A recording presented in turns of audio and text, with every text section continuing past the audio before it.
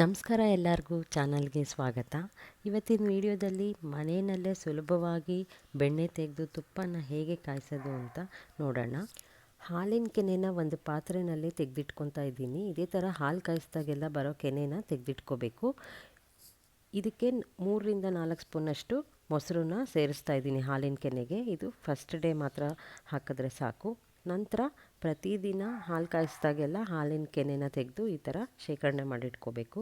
ಇವಾಗ ಈ ಪಾತ್ರೆ ಫುಲ್ ಆಗಿದೆ. ಇದರಿಂದ ಬೆಣ್ಣೆನ ತೆಗೆಯೋಣ. ಒಂದು ಮಿಕ್ಸಿ ಜಾರಲ್ಲಿ ಈ ಕೆನೆ ಮಿಶ್ರಣವನ್ನು ಹಾಕ್ಕೊಂಡು ಫ್ರಿಡ್ಜಲ್ಲಿ ಇಟ್ಟಿರೋವಂಥ ತಣ್ಣೀರನ್ನ ಉಪಯೋಗಿಸಿ ಇದನ್ನು ಕಡಿಬೇಕು. ನೋಡಿ, ಇಲ್ಲಿ ಈ ರೀತಿ ಫ್ರಿಡ್ಜಲ್ಲಿಟ್ಟಿರೋ ನೀರನ್ನು ಹಾಕ್ಕೊಂಡು ಇದನ್ನು ಮಿಕ್ಸಿ ಮಾಡ್ಕೋಬೇಕು.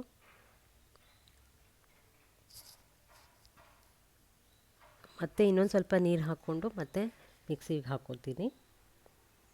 ಈ ಬಂದಂಥ ಬೆಣ್ಣೆನ ಒಂದು ನೀರಿರೋ ಪಾತ್ರೆಯಲ್ಲಿ ಹಾಕಿ ಶೇಖರಣೆ ಮಾಡಬೇಕು.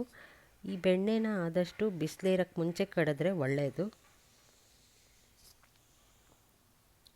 ಸೊ ಇದನ್ನೆಲ್ಲ ತೆಕ್ಕೊಂಡು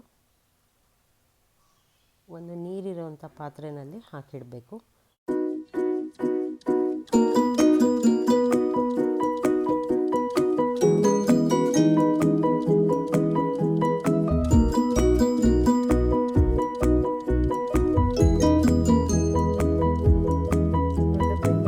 ಕಾಯಿಸೋ ವಿಧಾನ ನೋಡೋಣ. ನೀರೆಲ್ಲ ತೆಗೆದುಬಿಟ್ಟು ಅದೇ ಪಾತ್ರೆಯಲ್ಲಿ ಬರೀ ಬೆಣ್ಣೆನ ಮಾತ್ರ ಕಾಯಕ್ಕಿಟ್ಟಿದ್ದೀನಿ. ಸೊ ಇದನ್ನು ಸಣ್ಣ ಊರಿನಲ್ಲೇ ಕಾಯಿಸ್ಬೇಕು. ಸ್ವಲ್ಪ ಟೈಮ್ ತೊಗೊಳುತ್ತೆ ಬೆಣ್ಣೆ ಕಾಯೋದಕ್ಕೆ. ನೋಡಿ, ಇವಾಗ ಇದು ಸ್ವಲ್ಪ ಕರಗ್ತಾ ಬರ್ತಾ ಇದೆ.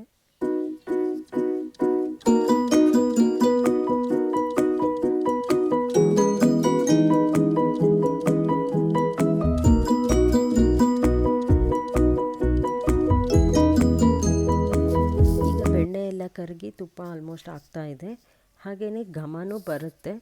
ಸೊ ಇಲ್ಲಿ ಈ ದಪ್ಪ ಗುಳ್ಳೆ ಎಲ್ಲ ಕಡಿಮೆ ಆಗ್ತಾ ಬಂದಿದೆ. ಇವಾಗ ತುಪ್ಪ ರೆಡಿಯಾಗಿದೆ. ಸ್ಟವ್ ಆಫ್ ಮಾಡಿ ಇದನ್ನು ಕೆಳಗಡೆ ಆರಕ್ಕೆ ಬಿಡಬೇಕು. ನಂತರ ಇದನ್ನು ಒಂದು ಸ್ಟ್ರೈನರ್ ಸಹಾಯದಿಂದ ಸೋಸ್ಕೊಂಡು ಒಂದು ಡಬ್ಬಿಗೆ ಹಾಕಿಟ್ಕೋಬೇಕು. ನೋಡಿ, ಈಗ ಮನೆಯಲ್ಲೇ ತಯಾರಿಸಿದ ತುಪ್ಪ ರೆಡಿಯಾಗಿದೆ. ಇದು ಗಟ್ಟಿ ಆದಮೇಲೆ ಈ ರೀತಿ ನೋಡಿ ಕರೆಕ್ಟ್ ಕನ್ಸಿಸ್ಟೆನ್ಸಿನಲ್ಲಿ ಮರಳಾಗಿ ಬಂದಿದೆ.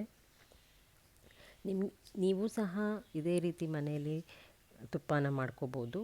ನಿಮಗೇನಾದ್ರು ಈ ವಿಡಿಯೋ ಇಷ್ಟ ಆದರೆ ಲೈಕ್ ಮಾಡಿ, ಶೇರ್ ಮಾಡಿ. ಹಾಗೆ ನಮ್ಮ ಚಾನಲ್ ಇನ್ನೂ ಸಬ್ಸ್ಕ್ರೈಬ್ ಮಾಡ್ಕೊಂಡಿಲ್ಲ ಅಂದರೆ ಸಬ್ಸ್ಕ್ರೈಬ್ ಮಾಡ್ಕೊಳ್ಳಿ. Thanks for watching.